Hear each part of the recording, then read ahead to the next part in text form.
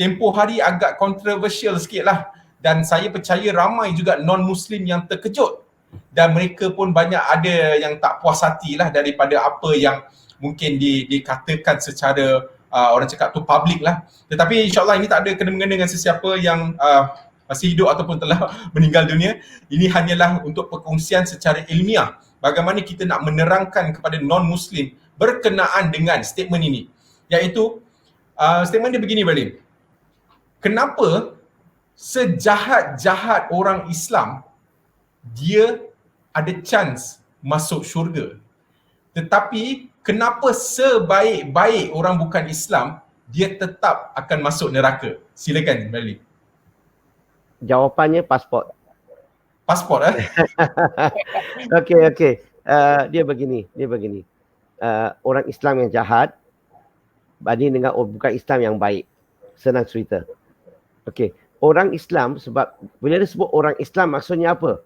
Dia akui tak la ilaha illallah Muhammadar Rasulullah? Dia akui. So dia beragama Islam. Tetapi dia jahat. Dia buat perkara yang tak elok dan sebagainya. Selagi dia tak syirik kepada Allah,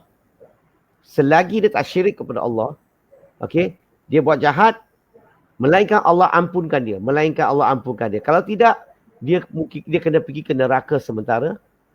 Sementara tu kena faham lah maksudnya sementara tu macam mana. Dan kemudian akhirnya dia akan masuk syurga sebab dia orang yang beriman. Hanya dia lemah, hanya dia buat jahat. Boleh faham? So, kalau ikut statistik, kalau ikut keadaan dia macam ni, yes, dia ada peluang masuk syurga.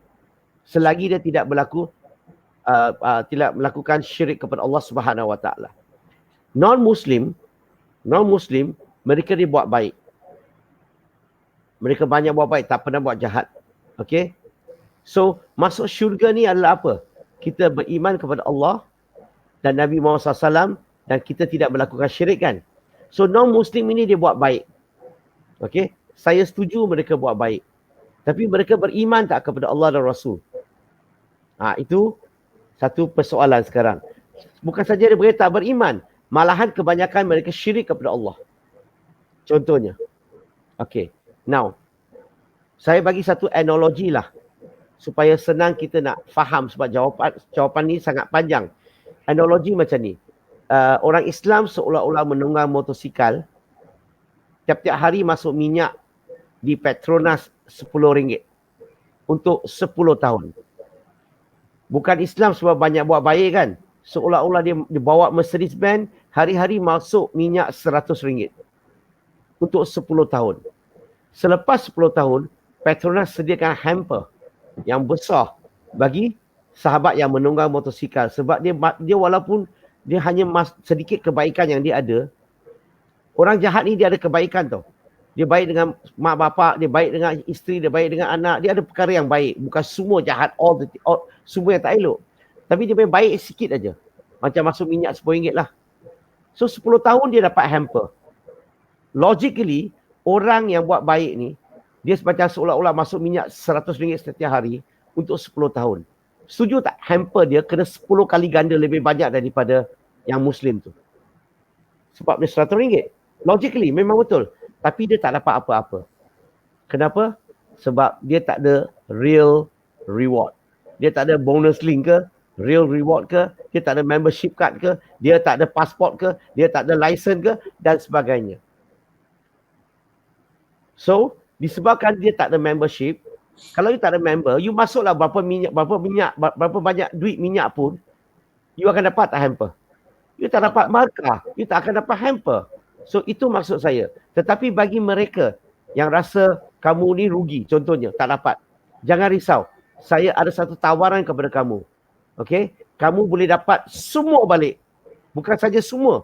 Okay? Contoh sekarang ni dia hanya perlu jadi member saja.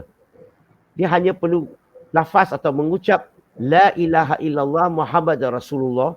Okay? Ini dipanggil invisible membership card. Hanya lafaz saja dia akan dapat, dia akan dapat segala-gala yang dia buat sejak kecil sampai sekarang. Kebaikan yang dia buat kepada ibu bapa dia, ahli keluarga dia akan dikumpulkan jadi pahala bagi dia. Dan bukan saja itu, Allah akan ampunkan segala dosa dia lagi. Malahan dosa-dosa yang dia ada tu, Allah akan tukar jadi pahala bagi dia. Bayangkanlah orang yang masuk Islam. Berarti kamu masuk sekarang, kamu dapat claim balik. Ada tak mana-mana tempat you masuk sekarang, you dapat claim sejak lahir? Ada. Islam boleh claim semua kebaikan yang kamu buat sejak lahir. Allah ampunkan dosa dan Allah tukar dosa kamu yang seberapa banyak yang kamu ada akan jadi pahala bagi kamu. Yang disebut dalam surah Furqan, surah ke-25 ayat 70. So kalau kita lihat balik sekarang, does it make sense? If you are not member, how can you complain? Regardless how much money you spend for the petrol in this petrol station, you won't get anything because you are not member. So in Islam, sebab itulah even though he's a member, even though he just refill 10 ringgit a day, but still will accumulate. At end of the day, he entitled certain hamper, certain reward from the petrol station. So wallahu alam.